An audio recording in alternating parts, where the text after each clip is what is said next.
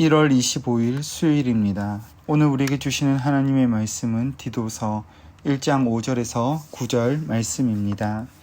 내가 너를 그레데에 남겨둔 이유는 남은 일을 정리하고 내가 명한 대로 각 성의 장로들을 세우게 하려 함이니 책망할 것이 없고 한 아내의 남편이며 방탕하다는 비난을 받거나 불순종하는 일이 없는 믿는 자녀를 둔 자라야 할지라.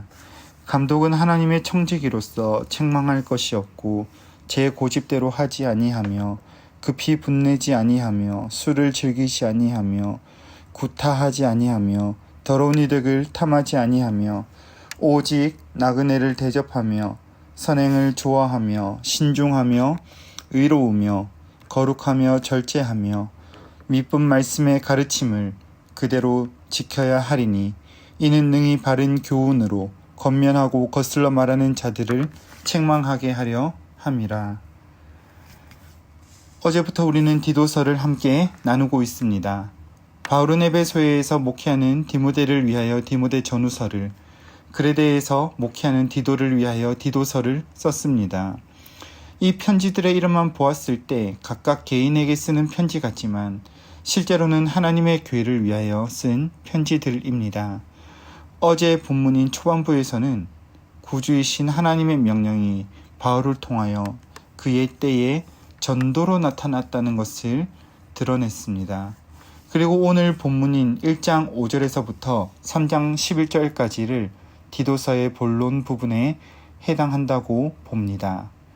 1장 5절에서 바울은 디도에게 너를 그레데에 남겨둔 이유, 정확하게는 너를 그레데에 떨어뜨려둔 이유라고 말하며 본론을 시작합니다. 그 이유를 두 가지로 말하는데 하나는 남은 일을 정리하라는 것이며 또 한 가지는 장로들을 세우고 임명하라는 것입니다. 남은 일을 정리하다라는 표현은 에피디오르소세라고 하여 정리라고 하는 포괄적인 명령이라기보다는 구체적으로 바로잡고 수정해 주는 일을 말합니다.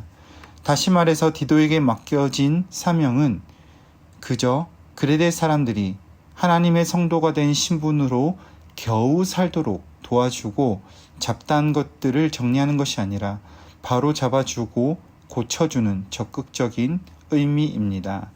또 바로 잡는 것과 그들이 바르게 살아갈 수 있도록 책임자를 세우라는 것입니다.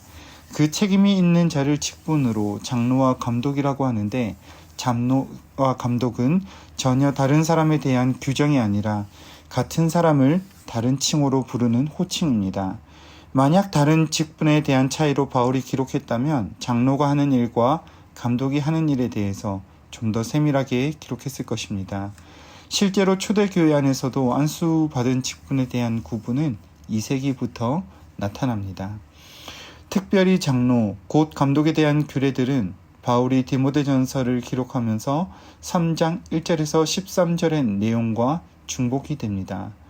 그런 관점에서 바울은 오늘 교회 안에서 직분의 차이가 아닌 자격에 대해서 말하고 있는 것이며 또 이를 통해서 하나님이 말씀하시는 것은 그들의 각각의 자리에서 아름답게 교회를 섬기는 것에 초점을 두고 계신 것입니다.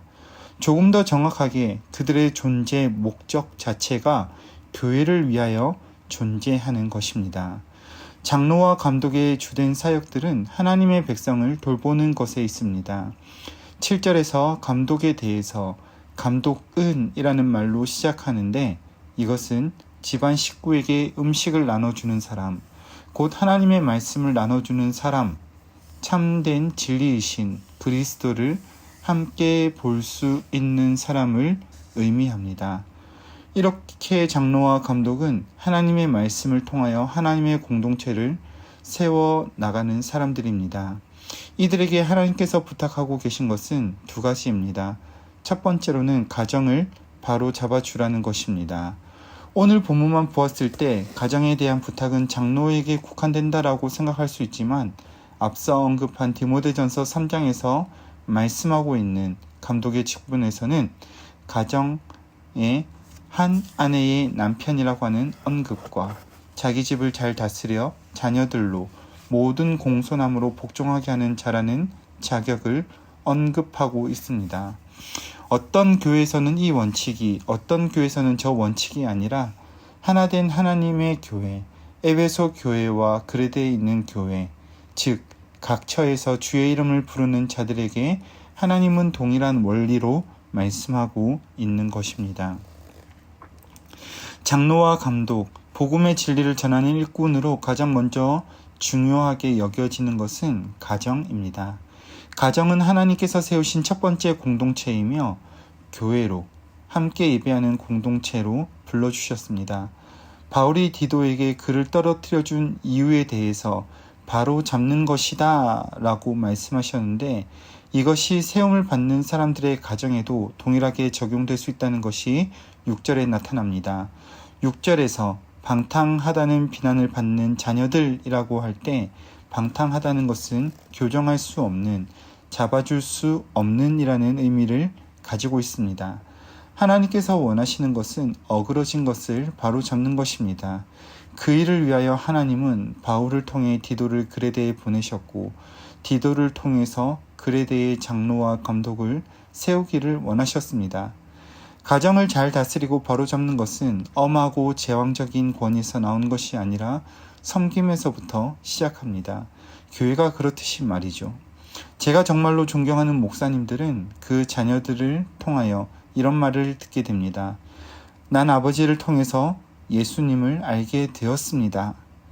그렇게 말하는 자녀를 둔 목사님들을 참 존경합니다.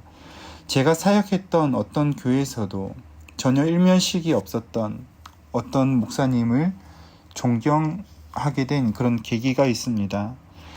그 목사님의 딸과 함께 고신대에서 그렇게 공부할 때 이 친구의 입을 통해서 난 우리 아버지를 통하여 예수님이 나의 구원자가 되신다는 것을 깨닫게 되었고 알게 되었습니다라고 말을 했습니다. 후에 그 후배의 아버지를 만나서 교제할 수 있는 시간들이 있었는데, 참으로 그 목사님의 말과 행동을 통해서 예수님이 어떤 분이신지를 볼 수 있는 시간이었습니다. 이러한 가정에 대한 부탁은 장로와 감독, 오늘날 목사님들의 가정에만 국한되는 것이 아닙니다. 하나님은 우리를 통하여 우리가 서 있는 곳에서 바로잡기를 원하고 계십니다. 그 첫 출발이 먼저는 예배 공동체로 불러주신 가정에서 하나님을 예배하고 사람을 향해 섬기는 하나님의 창조 목적이 가장 먼저 우리의 삶에 가까이 부르신 자들 가운데 회복되는 우리 성도님들의 가정, 성도님들의 삶이 되시기를 간절히 소망합니다. 하나님께서 우리에게 원하시는 것은 우리가 있는 가장 처음 발걸음, 처음에 우리가 마주하게 되는 반경들 가운데 바로 잡혀지고 세워지기를 원하고 계십니다. 두 번째로 하나님은 교회를 위하여 세움받은 자들, 그들 자신을 다스릴 것을 말씀하십니다. 이것이 7절과 8절에 나타나는데, 7절에서는 하지 않아야 하는 소극적인 5가지 자세에 대해서 말하며 8절에서는 적극적으로 해야 하는 5가지를 말씀하십니다. 먼저는 소극적으로 하지 말라 하시는 5가지, 제 고집대로 하지 않고 급히 분내지 않고 술을 즐기지 않고 굿하지 않고 더러운 이득을 탐하지 않는 것입니다. 또 적극적으로 하라고 부탁하시는 것은 8절에서 선행과 신중함과 의로움과 거룩과 절제입니다. 이러한 것들 모두 자기를 다스리는 것을 의미합니다. 먼저 7절에 하지 말라라고 하신 말씀들을 좀 더 살펴보면 자기 고집대로 하고 싶은 것을 내려놓는 것, 자신의 판단이 앞서서 급하게 분내지 않는 것, 세상에 취하지 않고 바른 정신으로 자신을 지켜야 하는 것, 그래서 술을 가까이 하지 않는 것, 자신의 감정에 휘둘리지 않고 자신의 감정을 폭력으로 대처하지 않는 것, 그리고 하나님이 주신 자신의 삶을 사랑하여 다른 더러운 것, 더러운 이득을 취하지 않는 것에 대해서 말씀하시는 것입니다. 또 8절에서 행하라고 하신 것들에 대해서 자세히 살펴보면 자기를 다스리는 자는 자신의 형제를 사랑함으로 나그네 된 형제를 사랑하는 것입니다. 오직 선행으로 다른 이들을 대하는 것입니다. 신중함으로 함부로 선택하지 않는 것입니다. 의로우신 예수님을 드러내기 위하여 불의를 택하지 않는 것입니다. 또한 그 의를 지키기 위하여 고난을 먼저 받는 것입니다. 거룩하신 주님 닮기 위하여 세상에 거룩하지 않는 세속적인 가치관으로 자신을 물들이지 않고 절제하는 것입니다. 이것이 하나님께서 세우신 사람들의 특징, 곧 하나님이 그의 교회를 교회답게 하시기 위하여 세우신 장로와 감독, 하나님의 사람들에게 구하시는 것입니다. 하나님은 자신을 바로잡고 주의 말씀을 세우는 자들을 통하여 자신의 교회를 부탁하고 계십니다. 그렇게 해야만 하는 이유를 오늘 9절에서는 말씀하시는데 9절에서는 이렇게 말씀하십니다. 밑분 말씀의 가르침을 그대로 지켜야 하리니 이는 능히 바른 교훈으로 권면하고 거슬러 말하는 자들을 책망하게 하려 함이라. 거슬러 말하는 자들, 진리가 아닌 것을 진리라 말하는 자들에게 본을 보이기 위함입니다. 하나님께서는 세우신 자신의 사람들을 통하여 먼저는 그들의 가정에서 그들의 삶으로 증명하기를 원하고 계십니다. 만약에 7절과 8절로 부탁하신 말씀을 지켜 행하지 못한다면 우리는 믿지 않는 자들과 전혀 다를 바가 없는 사람들입니다. 하나님께서는 그런 사람들을 통하여 아무것도 드러내시지 않으시며 나타내 보이시지도 않으십니다. 말씀을 맺으며 성도님들에게 도전합니다. 하나님이 그의 교회를 위하여 교회라 불러주신 사랑하는 성도님들, 오늘 우리 성도님들께서는 하나님의 집을 위하여 그 청지기로서 나누어주는 역할을 감당하고 계십니까? 그러기 위하여 하나님은 우리를 교회라 부르시고 하나님을 예배하는 삶으로 초대하셨습니다. 그 삶의 모습은 우리의 가정 혹은 오늘이라고 하는 삶으로 주셨습니다. 그래서 우리는 오늘 하루 그 존재로 겨우 버티는 것이 아니라 우리는 적극적으로 바로 잡으며 세워가야 하는 책임이 있습니다. 그 책임을 가진 자들로 우리의 삶을 통해 가장 영광스럽게 하나님을 예배하는 예배자들이 되시기를 간절히 소망합니다. 하나님이 저와 여러분들을 이 부산이라는 땅에 수영구에 또한 우리의 가정과 삶의 지경으로 보내시는 이유는 어그러진 것을 바로잡고 하나님의 진리의 말씀을 여러분들을 통해 세우기를 원하시기 때문입니다.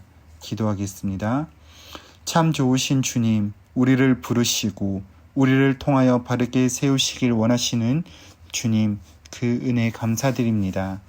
우리를 이 땅에 서게 하신 이유가 주님의 뜻이 이루어지는 것을 원하시니 오늘 하루 우리를 통하여 주님의 뜻이 이루어지게 하옵소서. 먼저는 나 자신을 바로잡고 세우며 우리에게 허락하신 삶의 순간들 가운데 본이 되어 주님께서 주신 우리의 가정 가운데 주님 닮은 모습 드러나게 하시며 오늘 하루 우리가 지내는 시간들을 통하여 우리가 만나는 사람들을 통하여 나의 모습이 아닌 주님의 모습 드러날 수 있도록 은혜를 허락하여 주시옵소서.